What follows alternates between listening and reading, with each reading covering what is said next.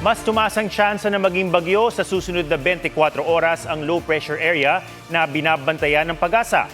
Kung sakali tatawagan itong bagyong Quiapo.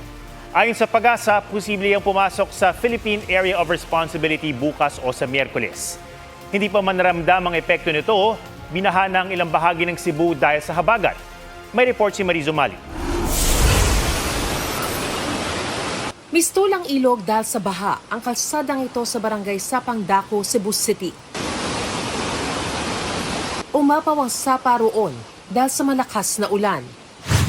Bumaha rin sa MJ Cuenco Avenue. Isang lalaki ang lumusong sa baha para alisin ang mga basurang bumara sa drainage. Sa gitna ng baha, ilang residente ang stranded. Tinulungan sila ng mga bumbero. Bumaha rin sa ilang bahagi ng Mandaue City. Nahirapan ang mga motorista. Ayon sa Mandaue City LGU, nasa 55% na ang progress ng proyektong drainage system ng lungsod. Hangyo man natong DP na kumahimo within the year, masulbad na diha. Again, manage your expectation lang yun ta. No, na kung karon di yun magian, mas paspas na mo subside ang kining flood water. Patuloy rin anila ang declogging na engineering team. Ilang lugar sa Talisay City ang binaharin kahapon. Paghupa ng baha, agad nagtanggal ng bara sa drainage ang mga otoridad. Ayon sa Pag-asa, habagat ang nagpaulan sa Central Visayas. Bumuhos din ang ulan ngayong hapon sa Metro Manila. Animoy bumagyo sa Fairview, Quezon City. Hanggang gutter ang baha sa ilang kalsada.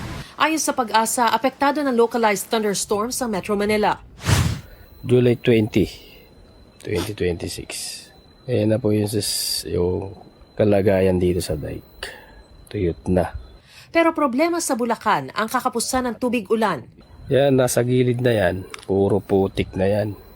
Sa kuha kahapon ng taga-Angat na si Dehanyo Timbol, tuyot na ang bahagi ng Angat Dam Reservoir. Ngayon ko lang po naranasan yung ganitong bumaba ang dam. Dati hindi po ganito yung dam. Ngayong araw, sumadsad pa sa 152.20 meters ang tubig sa Angat. Record low ayon sa Pag-asa Hydrometeorology Division. Sa record namin, ito na po yung ito na yung pinaka-lowest na elevation na 152. Maaaring pag hindi pa umulan ng mga ilang araw, bababa po yan.